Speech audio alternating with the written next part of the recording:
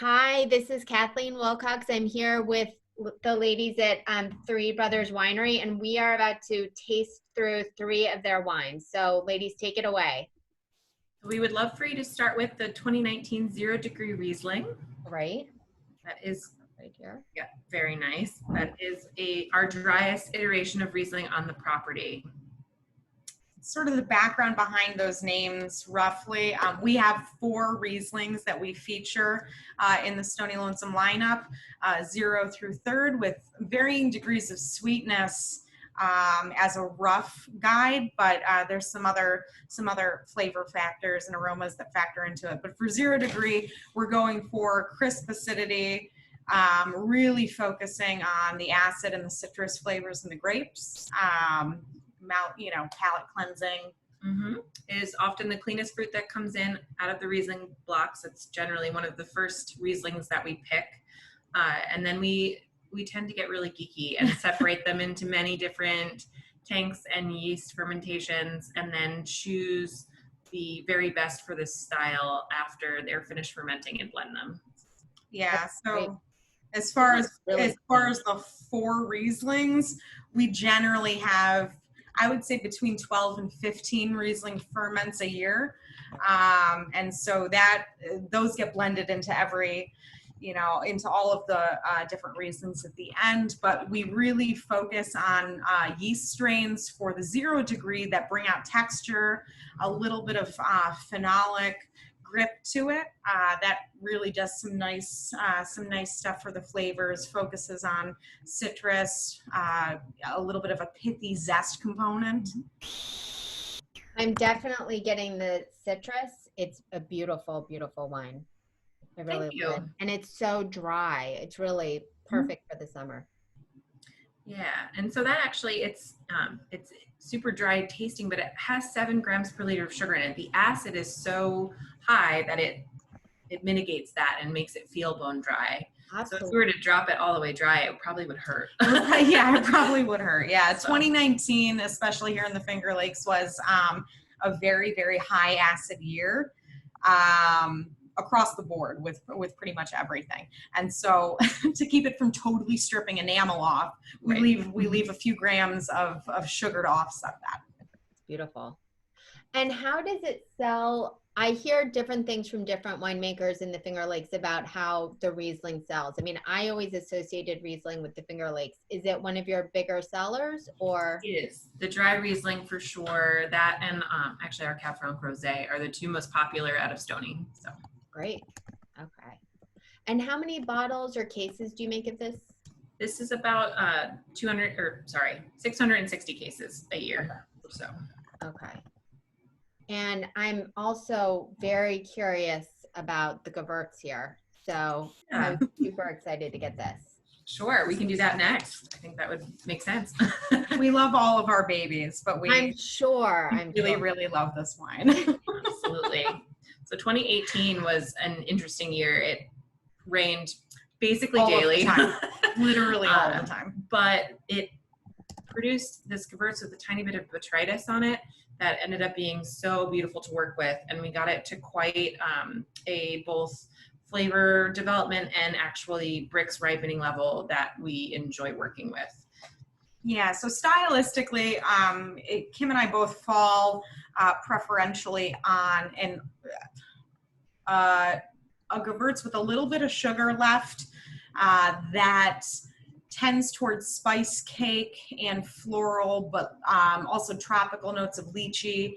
And we find that just a few grams of sugar kind of unites that. So this is actually at about 0.7 as well. So it's not completely bone dry, but it's got enough sugar that it unites some of those floral elements with some tropical fruit.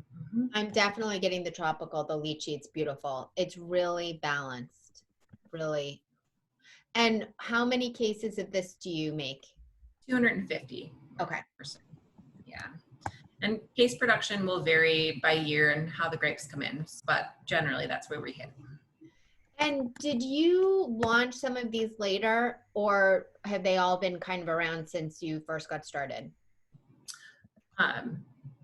That's a good question. So these, of the 3 wines that you're tasting, all of these wines existed before we started, but I would venture boldly to say that we sort of redefined the style that these SKUs took on. 2018 being kind of a perfect example. We really pushed the vineyard. And they let us.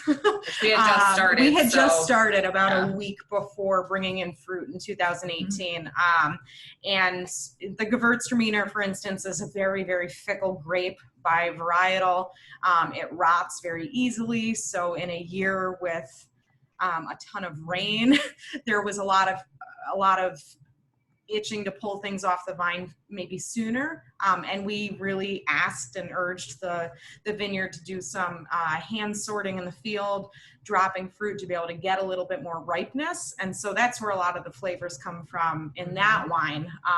But we changed a lot of stylistic things, for sure. Like for instance, the Gewurz was direct pressed before we got here, and now we do a 2-day cold soak on it, because a lot of those flavors that you're getting are a monoterpene derived chemical, which is found in the skins. So without that soak, you're not going to maybe express as much as you want. Right. So that was just one specific change. But did you both come as a team? Did you study together? Did you come from a winery together? Well, no, we were friends. Yeah, we were friends, but we actually have very different paths that got us to winemaking, but we were doing winemaking separately, and the opportunity just sort of presented itself for us both to come here, and we jumped and got here the same week. And what's better to do what you love than to do it with one of your friends? Yeah, right? Yeah, exactly. And so did you both work in the region previously? Okay. Yeah. Okay. And are there any other changes that you put into place in the winemaking or the vineyard process that you'd want to talk about? Implementing a barrel program was a huge thing that we did on our first year. So they had some barrels, but we probably quadrupled it. Yeah, at least. So that was quite a leap of faith for them as well. So expensive. Expensive. Yeah. I mean, and as a general rule, we both tend toward neutral oak. So to do that, I think equates with a lot of quantity, but of used barrels. So we're able to utilize that in almost all of our reds, but not with like that over oaky kind of apparent 2x4 flavor. So we get barrels that are a few rounds used out of California at quite a discount. And the fruit expression up here and the acid up here doesn't really lend itself, in our opinion, to too much oak. So once they've been broken in a bit, it's actually better for us anyway. So win-win, right? So California wants it new and we want it used, and it's cheaper for us. Absolutely. Yeah, we're looking for oak to implement more of a textural component than a flavor component. So that oak in any format hadn't really been utilized heavily here. And I think we brought it in definitely on the reds, and we're starting to experiment a little bit with the whites and in coming years. We also have done a good bit as far as sparkling wine production in house here, both traditional method and carbonated products. Again, acidity of a lot of varietals in this region lends itself towards sparkling wines beautifully. Particularly if you have some challenging years with rain or what have you. So we've been working. We're trying to make as many varietals into a sparkling version as we can. We've got Gruner in the works, and Barbera and a lot of fun stuff. So. And I would say, I guess one other thing would be a fresh look at some of the hybrids we make on site. So we have a Valvin Muscat, and it's typically blended into the other houses for sweeter wines. And that's just kind of a general around the region thing. Valvin and hybrids are for sweeter wines. So we last year made an off-dry, kind of funky, fun Valvin varietal, because it's what the region does well, and it should be treated with some respect too. Right, So. right. It's kind of this idea that just because it's a hybrid wine and has been used for sweeter iterations in the past doesn't mean that it needs to be limited by that. So I think we're kind of trying to look at varieties that haven't had a ton of experimentation and see, you know, how much of a fine wine we can make out of it. Like, how can we push that a little bit? Right. That's great. That's wonderful. And Barbera was the last thing that I expected. Yeah, right. Yes. Are you the only people to grow it up in the Finger Lakes? Yes. Oh, yes. And I think all perhaps of in New York State. Yeah. Okay. Yeah. Very interesting. It smells delicious.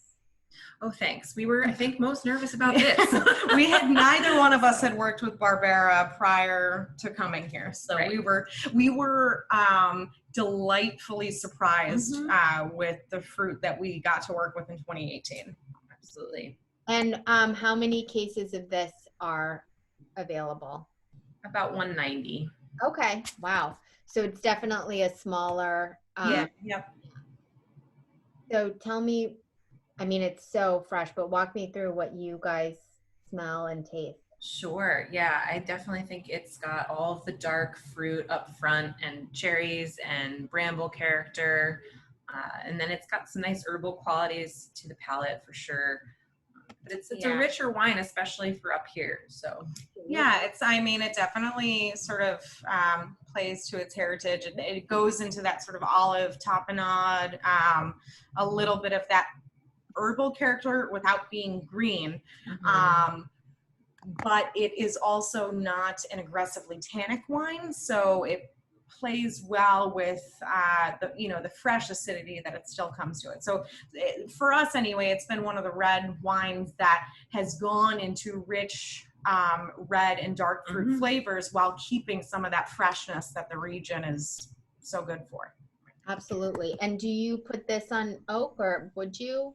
Yep, so it gets full neutral oak treatment. So post-fermentation, we'll press and then barrel down. Typically it gets about 8 months in neutral French. So. Great. And do you use all neutral French?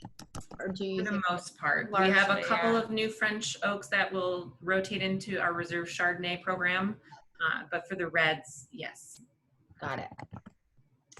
And is there anything else that you think people should know about when visiting you or ordering your wines or trying anything that might be a little unusual? Oh gosh, I would say honestly, the whole premise of this place is to come in with an open mind. You know, I would love to think that people can come here and feel free to try something they wouldn't ordinarily try. There's no lack of opportunity between all the wine varietals and styles, beer, cider, the whole thing. So I would just say, make it a point to try something that you're not familiar with. Absolutely. And maybe give yourself a couple hours to be here. Yeah, don't rush it. Right? Yeah. So it's, it's the equivalent of going to 4 separate locations. So if you would spend 30 minutes per location, you should give yourself a couple hours to hang out with us. Absolutely. And now we finally can. So yeah, right. Thank you so much for your time, and I'll let you get back to your busy schedule. And everyone, should try, obviously, your wines, and have a happy 4th. Have a happy 4th. As well. Yeah, it was great talking with you. Bye.